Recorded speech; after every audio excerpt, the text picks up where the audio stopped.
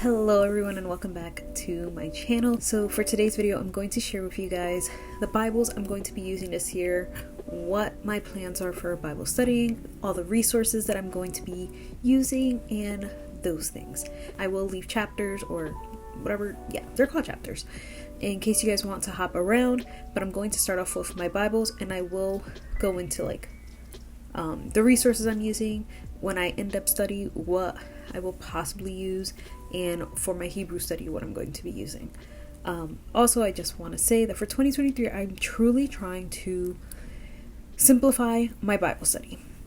I think last year I shot real high, which is not a bad thing because I grew so much, but I did a lot of things that I couldn't do as much deep Bible studying as I wanted to, and that's okay.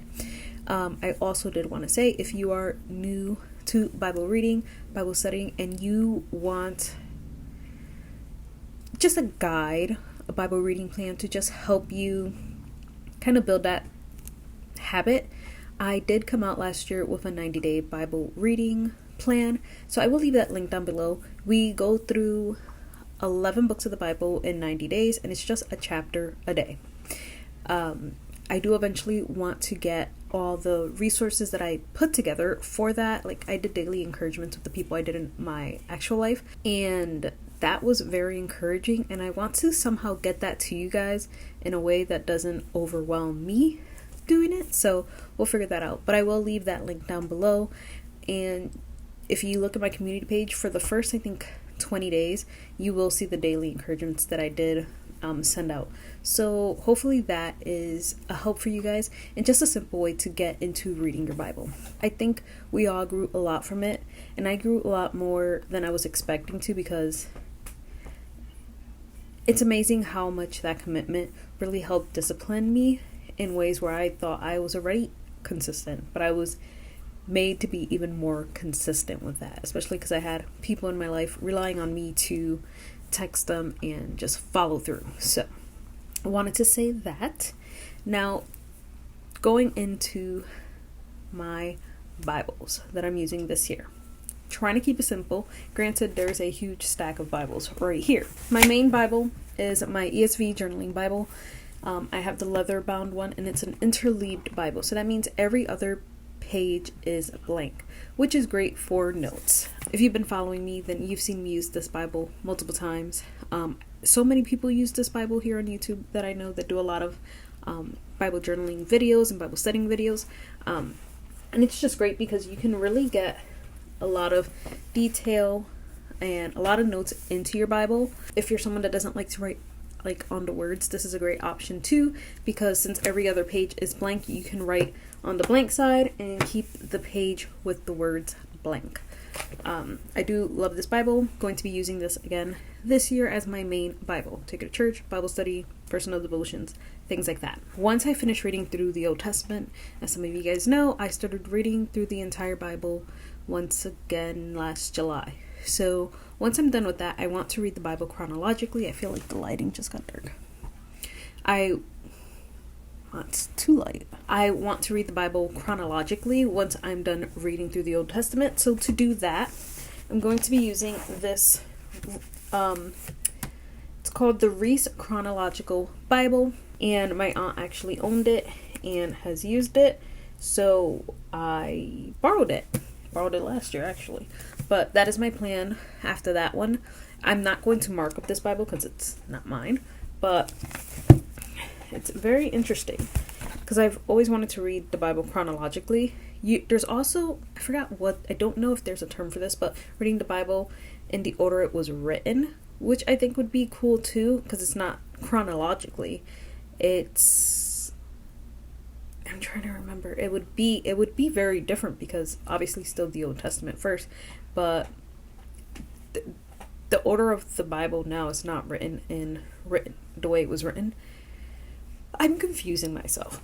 Back to the chronological Bible. You get a nice timeline and an interesting overview of the whole Bible, and then I know the Psalms are spread in between from where they fit in chronological order, so I'm super excited for this. And then for resources, since I'm trying to simplify my Bible study, I want to use minimum resources. I'm really just focusing on reading God's word.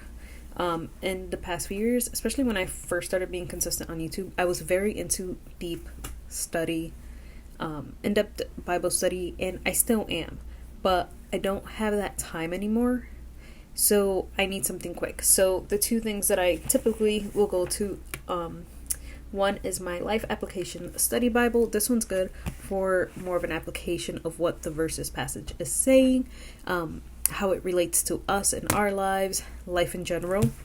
This one's a really good one. It's published by Tyndale. And then my other one is an ESV Student Study Bible by Crossway, and I just like this one because it's a simplified study Bible. There are character profiles, things like that. This one has that too, the Life Application Bible. And those are pretty much the two things that I go to when I'm struggling to understand a verse or something.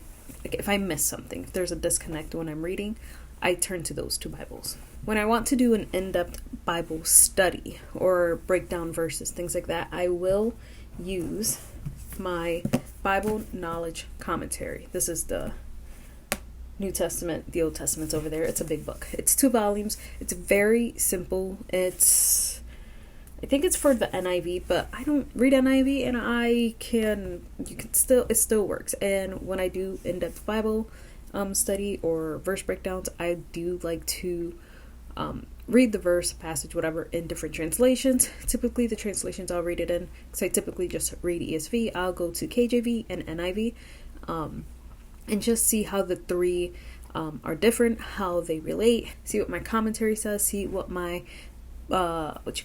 study Bibles say, and just go from there. Look up word definitions and cross-reference verses, things like that. And that's really how I like to in-depth study the Bible. So I will make sure I leave everything linked down below if you guys are interested. They're typically linked down there anyways. I'm pretty sure my commentaries and my Bibles are linked down there. The last thing that I will be doing this year with a group of women, actually it's going to go, I want to say a year and a half. We're going to be going into the book of Hebrews and doing an in-depth study for that. So the Bible I'm going to be using for that is this Bible I got for Christmas. It's the Journaling New Testament Inductive Edition ESV Bible. And what's really cool about this is the little cover page, is that the line is like double spaced. So you actually have room to take notes in between the verses, and it's just really cool. And I think this would be really good since we're going in depth through the book of Hebrews, and we'll also be going into this book, which I have a whole video I will link down below that I want you guys to watch before you purchase this book. If you can find this book used and it's an older edition, buy it. Do not buy this version. I'm going to try and find one that is not this version. This is an abridged edition. This is The Holiest of All, an exposition of the Epistle to the Hebrews by Andrew Murray. He goes through Hebrews almost verse by verse, I want to say. And the reason why I say not to get this version is because this abridged version has a foreword by Gloria Copeland, and she had them for this edition, she had them remove certain passages of scripture from the Bible that he went into depth in his original edition. I don't agree with that. I don't agree with her and her husband's ministries. They don't even, and I think when you read the foreword, if you don't read the foreword, you don't realize it. If you just look at the chapters, if you don't know Roman numerals, and if you are new to reading the Bible, you will not even notice that a good chunk of a whole chapter of Hebrews is taken out. I believe it's Hebrews 12, and then a couple of verses somewhere else. I actually have it somewhere. I'm gonna leave that video linked down below because I go into more depth. I'm a little upset when I did that video. It's more like a rant, but it's just very upsetting that someone would, claiming to be Christian and follow God's word, all that stuff, they claim that the way he interpreted scripture is wrong, but that part of scripture is him explaining chapter 12 is mostly like discipline and God's discipline. And wealth and prosperity gospel is not the true gospel. It is not truth. And if you don't agree with God's discipline, if you believe in the prosperity gospel, you can't agree with God's discipline, because in your eyes it's wealth, health, prosperity. God's discipline has no room in that faith, in that. Don't get this version. I will look for the original one. You might not be able to find it online. You might have to check thrift stores. Ask your pastor or someone if they have this book. Maybe you can make copies of that chapter. But I know chapter 12 of Hebrews is not included. I think the first 2 verses are included in here, but we skip right over chapter 12. I can get really upset just thinking about that, so I'm gonna put that down. But yeah, I got a call. We were interrupted. But that is everything that I'm going to be using this year. I really try to make it simple. The things for in-depth Bible study, I'm not going to be reaching every day. Even my other resources, I'm mainly just going to be reading my Bible. That is my plan for this year. Reading my Bible, then reading it chronologically with the Reese Chronological Bible. And that is really my plan. Very simple this year. And honestly, last year, I was not upset that I didn't meet my expectations, because I grew so much and learned so much and just did a lot. And I just didn't have the time for everything that I wanted to do. But that's life. And yeah, so this year we're just keeping it simple. Just reading the Bible.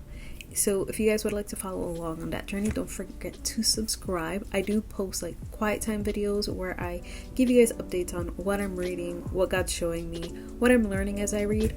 And yeah, so I hope you guys enjoyed this video, and I will see you guys in my next one.